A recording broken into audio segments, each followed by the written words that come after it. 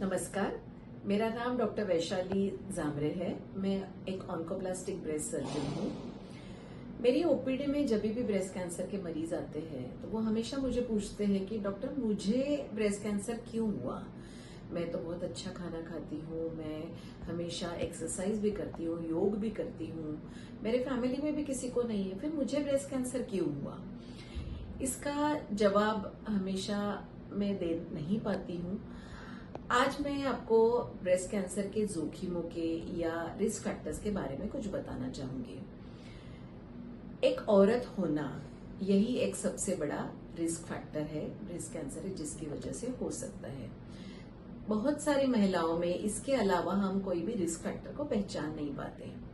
इसका मतलब ये है क्या कि ब्रेस्ट कैंसर केवल महिला को ही होता है, पुरुषों को नहीं होता? नहीं, ऐसी बात नहीं है। ब्रेस्ट कैंसर पुरुषों में भी हो सकता है, लेकिन पुरुषों में होने वाले ब्रेस्ट कैंसर की जो अगर हम तुलना करें तो महिलाओं के कंपैरिजन में या तुलना में बहुत कम होता है। यानी केवल 1% मरीज पुरुषों में ये ब्रेस्ट कैंसर हो सकता है, या पुरुषों को होने वाली जो ब्रेस्ट कैंसर की जो रिस्क है वो महिलाओं के कंपैरिजन में केवल 1% है। अब हम जब रिस्क फैक्टर्स की बात करते हैं तो हमारे शरीर में यानी ओवरी में पैदा होने वाले ईस्ट्रोजन हार्मोन से ही ब्रेस्ट कैंसर होने का खतरा ज्यादा होता है। महिलाओं में, ऐसी महिलाओं में जिनमें मेनोपॉज बहुत लेट हुआ है और पीरियड्स की शुरुआत बहुत कम उम्र में हुई है, ऐसे महिलाओं में ईस्ट्रोजन का जो एक्सपोजर होता है वो बहुत ज्यादा होता है। उसकी वजह से ब्रेस्ट कैंसर होने का खतरा बढ़ सकता है। ईस्ट्रोजन ये हार्मोन ओवरी के अलावा हमारे फैट सेल्स, यानी हमारा अगर कोई मोटा है व्यक्ति तो उनके फैट सेल्स में भी ईस्ट्रोजन हार्मोन तैयार हो सकता है। अगर जिनका मेनोपॉज हो चुका है लेकिन उनको मोटापा है, उनमें भी फैट सेल्स के अंदर तैयार होने वाले ईस्ट्रोजन की वजह से भी ब्रेस्ट कैंसर होने का खतरा बढ़ सकता है। In addition to the excess exposure to oestrogen, मोटापा होना ये भी एक रिस्क फैक्टर हो सकता है।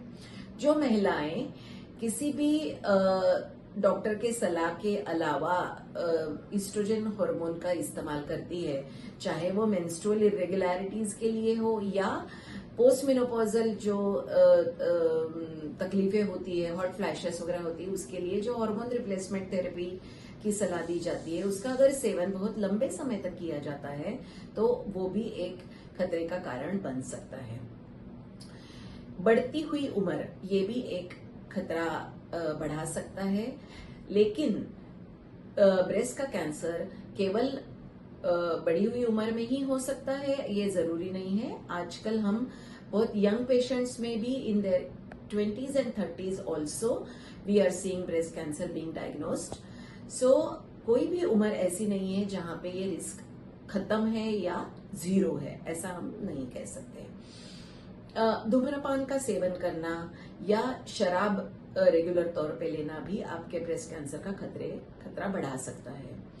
अगर आपका जॉब एक सेडेंट्री है टाइप का जॉब है या आप रेगुलर फिजिकल एक्टिविटी कभी नहीं करते तो आपका ब्रेस्ट कैंसर का खतरा भी बढ़ सकता है। बहुत बार पेशेंट्स को ये भी लगता है कि अगर परिवार में किसी को ब्रेस्ट कैंसर हुआ है तभी उनको ब्रेस्ट कैंसर होने का चांस रहेगा, बट ये समझना गलत है।